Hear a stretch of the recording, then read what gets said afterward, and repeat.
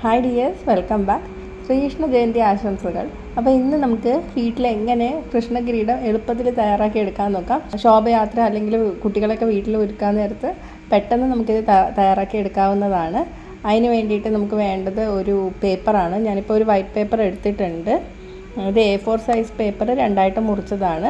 ഇനി കിരീടത്തിന് എത്രയാണോ പൊക്കം വേണ്ടത് ആ രീതിയിൽ നമ്മൾ ഈ പേപ്പർ ഒന്നും കൂടെ മുറിച്ചെടുക്കാം. ഞാനിപ്പോൾ ഒന്നും കൂടെ രണ്ടായിട്ട് മടക്കിയിട്ട് മുറിച്ചെടുക്കുകയാണ്. അപ്പോൾ ഇത്രയും പൊക്കത്തിലുള്ള കിരീടമാണ് ഞാൻ ഉണ്ടാക്കിയെടുക്കാൻ പോകുന്നത്. ഇനി ഇത് രണ്ടായിട്ട് മടക്കി കൊടുക്കുക.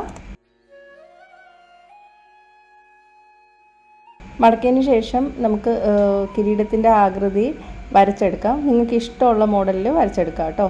ഇങ്ങനെ രണ്ടായിട്ട് മടക്കി വരച്ചെടുക്കുമ്പോൾ നമ്മൾ മുറിച്ചെടുക്കുമ്പോൾ രണ്ട് സൈഡും ഒരേ രീതിയിൽ കട്ട് ചെയ്തെടുക്കാൻ പറ്റും.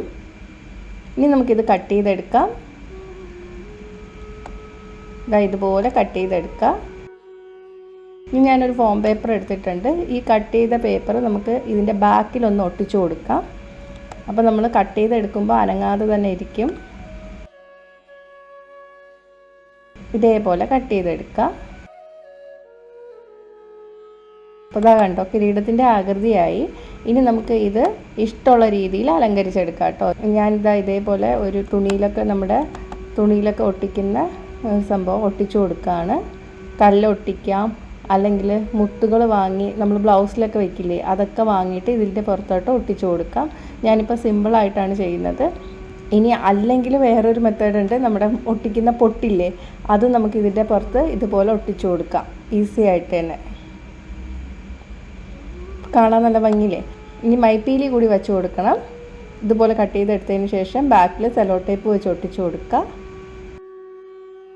നമുക്ക് കെട്ടാൻ വേണ്ടിയിട്ട് നൂല് രണ്ട് സ്ഥലത്തും ഒട്ടിച്ചു കൊടുക്കുക. തലയുടെ അളവെടുത്തിട്ട് ഒട്ടിച്ചു കൊടുക്കുക കേട്ടോ.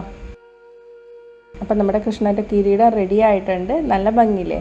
അപ്പോൾ ട്രൈ ചെയ്ത് നോക്കിക്കോളൂ കേട്ടോ. ഇഷ്ടമെങ്കിൽ ലൈക്കും ഷെയറും ചെയ്യാം. അടുത്തൊരു വീഡിയോ ആയിട്ട് കാണാം. ബൈ.